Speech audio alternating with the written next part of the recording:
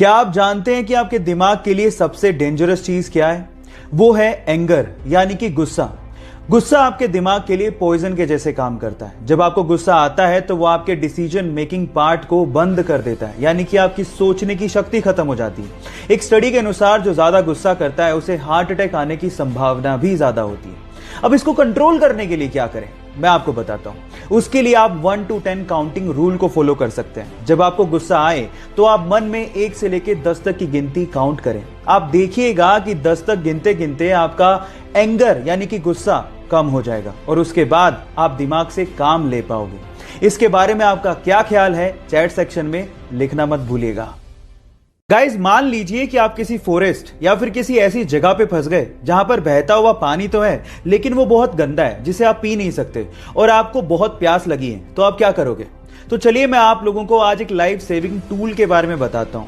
एक कंपनी है जिसका नाम है लाइफ स्ट्रो। ये ऐसी स्ट्रो बनाती है जिसको आप जैसे ही गंदे पानी में डालेंगे और पानी को सक करेंगे तो वो पानी को पूरी तरह से प्यूरिफाई कर देगा।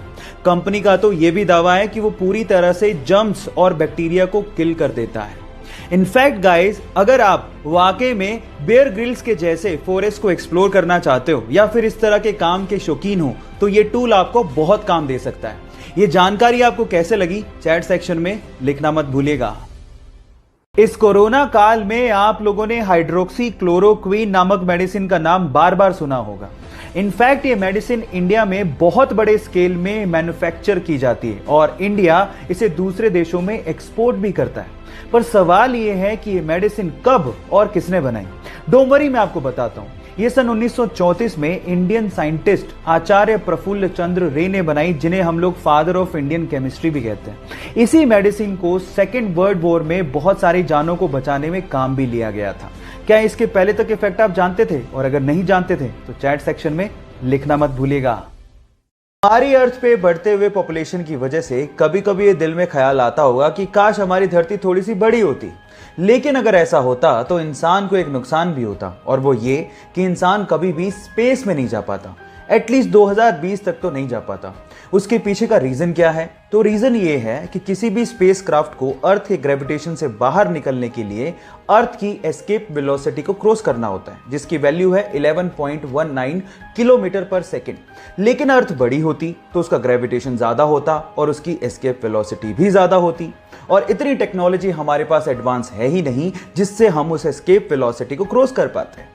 तो ये इंटरेस्टिंग फैक्ट जो आपने अभी सुना, उसको सुन के आपको कैसा लगा और ये जानकारी आपको कैसी लगी, चैट सेक्शन में लिखना मत भूलिएगा। गाइस, ये घटना है दिल्ली के इसी लॉकडाउन के पीरियड की, जब एक ठेले वाला अपने ठेले पे फ्रूट्स बेच रहा था। लेकिन थोड़ी देर के लिए उसे किसी काम के लिए ठेले को छोड़ के जाना पड़ा। लेकिन उसके बाद जो हुआ वो बहुत ही अजीब था। आसपास के लोग जो वहां से गुजर रहे थे, ठेले को अकेला पाके उसे लूटना शुरू कर दिया। और इसमें सिर्फ गरीब लोग नहीं थे, मिडिल क्लास लोग भी अपने हेलमेट में वो फ्रूट्स को डाल डाल के लूट के लेके जा रहे थे। और इसी चक्कर में उस फ्रूट वाले को लगभग 30,000 रुपए का नुकसान भी हुआ। लेकिन किसी बंदे ने इस लूटने की घटना को कैमरे में कैद कर लिया और उसे इंटरनेट पे डाल दिया। लेकिन जैसे ही इंटरनेट पे डाला गया, लोगों को बहुत दुख हुआ और लोगों ने ये ठानी कि इस ठेले वाले की हेल्प की जाए। और उसके बाद ऑनलाइन कंट्रीब्यूशन किया गया और लगभग 8 लाख रुपए, जी हाँ आप ठीक सुन रहे हैं, लगभग 8 लाख रुपए का ऑनलाइन कंट्रीब्यूशन करके उस ठेले वाले को दिया गया। अब ये थी इसमें पॉजिटिव न्यूज। आपको ये घटना सुन के कैसा लगा, चैट सेक्शन में लिखना मत भूलिएगा।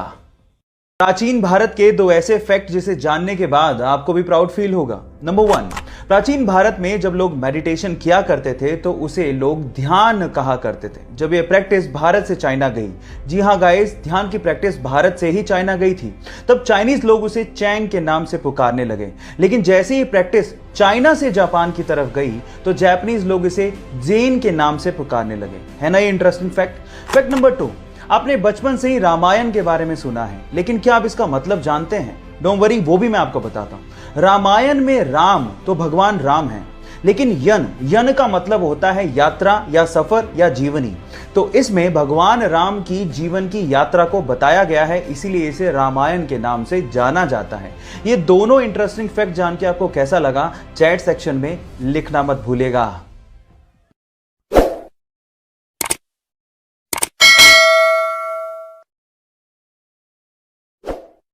ये ब्लैक फंगस वाकई में जब अटैक करता है तो सीवियर कंडीशन पैदा कर देता है। इसमें जो ऑर्गन स्पेशली आंखों को निकालना तक पड़ गया है, अगर उसको पेशेंट को सुरक्षित बचाना है तो ये सीवियर कंडीशन है। और अगर हम लोग इसको लाइटली ले रहे हैं तो बहुत सारी दुविधाओं में पड़ेंगे।